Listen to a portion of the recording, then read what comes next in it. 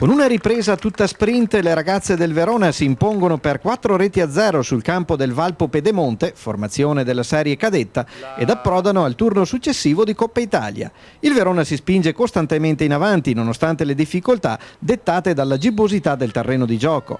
Al 9° minuto Marta Carissimi davanti alla porta si fa ipnotizzare da Viglio. Al 23° Gelmetti, con un campanile che appare innocuo, impegna invece il portiere, che si salva con l'aiuto della traversa. Conto dei Legni è ristabilito al 28° quando, con le giallo-blu sbilanciati in avanti, Capovilla incorna da distanza ravvicinata. Chinello non riesce a ribadire in rete prima dell'intervento del portierone giallo-blu Ockstrom. Sul fronte scaligero ci prova da dentro l'area Carolina Pini, ma consegna la sfera tra le mani della numero 1 valpolicellese. Poco dopo ci prova di prima intenzione Cappelloni, senza però trovare la porta. Il gol è nell'aria e arriva al minuto 42°. Incursione sulla sinistra di Marta Mason, che dalla linea di fondo mette in mezzo dove Carolina Pini si fa trovare pronta alla conclusione vincente.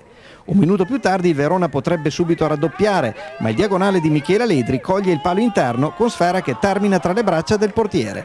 Le gialloblu si presentano in campo per la ripresa con ben 3 sostituzioni: fuori Cappelloni, Gelmetti e Maffezzoni, dentro Toselli, Di Criscio e Girelli. Quest'ultima coglie subito il palo a portiere battuto su calcio di punizione dal vertice sinistro dell'area.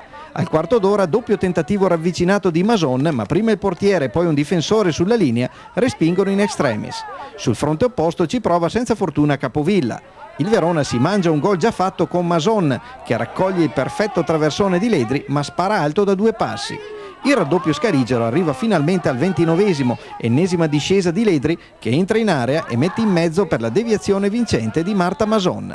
Trascorrono 4 minuti e il Verona porta a 3 le marcature, con il meritatissimo gol di Michela Ledri, che festeggia così la prima convocazione in nazionale maggiore. Sempre Ledri, la migliore in campo, va ancora sul fondo e mette in area il pallone per la perfetta deviazione a rete di Cristiana Girelli, che firma il gol della quaterna scaligera.